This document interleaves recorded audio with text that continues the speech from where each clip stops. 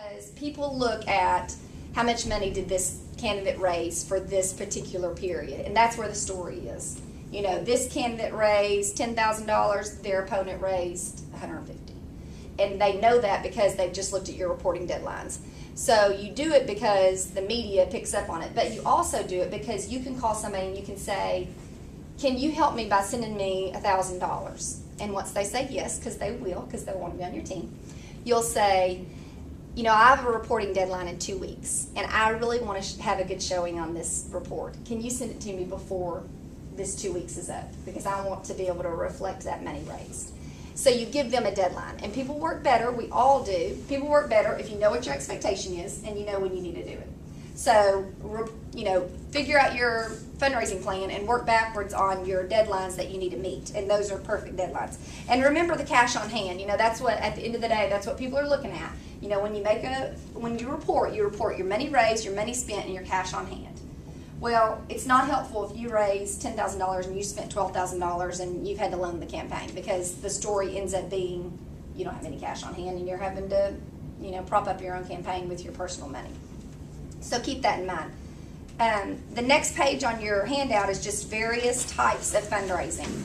I'm not going to go through those. You probably know them, but they're just different ways that you raise money in a campaign, and you've all been hit up by one of those in some way, even if you've never run, but you're a voter, and people have either called you or sent you a letter or sent you an email.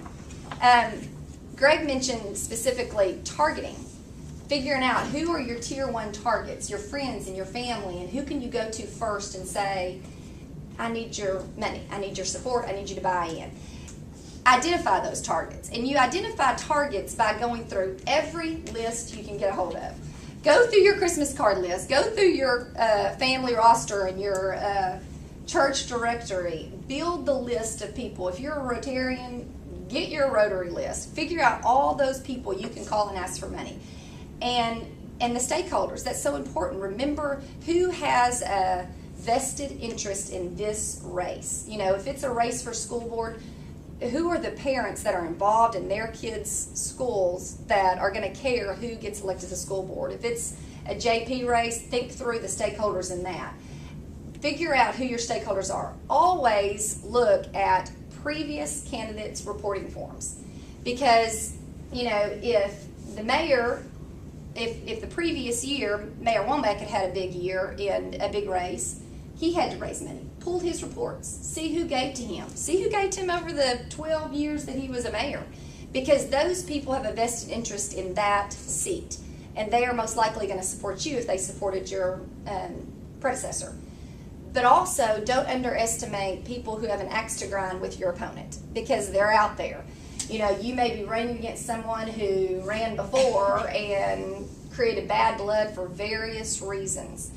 You want to make sure you know who those people are. Who are those people that dislike this person you're running against, and target them, because they may not be doing it for the best reason, but at the end of the day, their money spends just like the people who are supporting you for all the best reasons.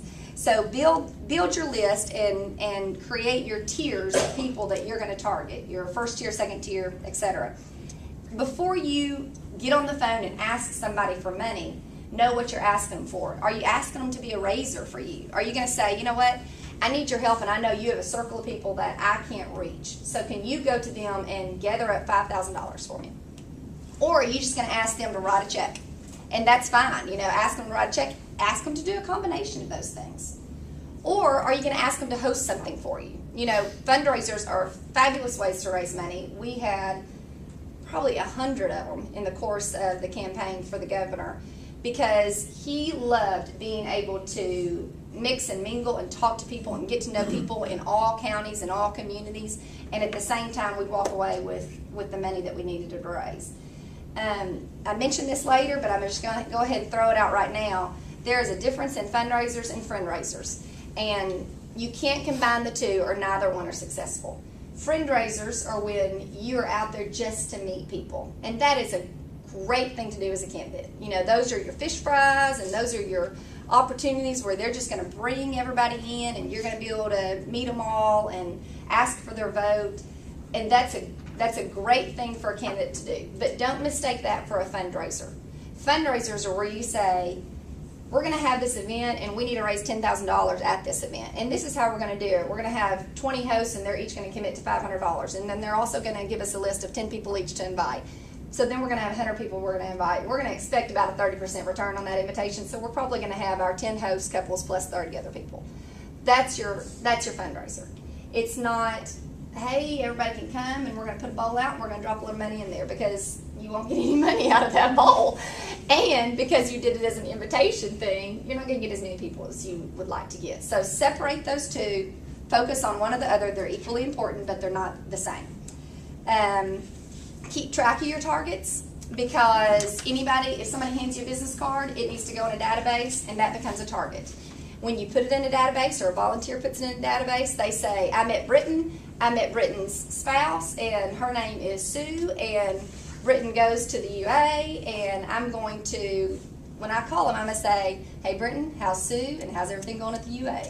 And there's an immediate connection there. So dump all that information into a database so you know when you're going to call somebody, you're prepared to ask. If you find Britton's name on a previous report, maybe they previously supported whoever was your predecessor, you need to know that he gave $250 in that race, and you can say to him, I know you were able to support Joe Blow in the previous race with $250. Can you do the same for me?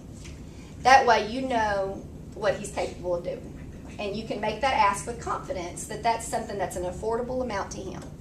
So have all that information. Go with your first targets first, because they're your low-hanging fruit. You want to get that money in, and then you build your confidence on how to make an ask. So you've got money in and you know how to go back and make an ask. Now, I think I'm going to stop right there. I've got the next phase. I think the two facets of fundraising that are going to be the most important to candidates are call time and fundraising events. That's where you're going to raise the bulk of your money. So I've got information on that, but I'm going to save it as a response to if there's any questions specifically about those areas of fundraising. Great. Well, thank you so much. I wanted to just, before I forget, add one thing, because Yeah. you brought up a very good point, and something that I learned the hard way, and that is, don't ever fund a fundraiser out of your campaign. Absolutely not. It's so tempting to do, say, well, we're gonna have this, big dinner event, and we're gonna invite all these people to a cocktail party or whatever, and you front, several $1,000s for an event, and you end up raising $2,500.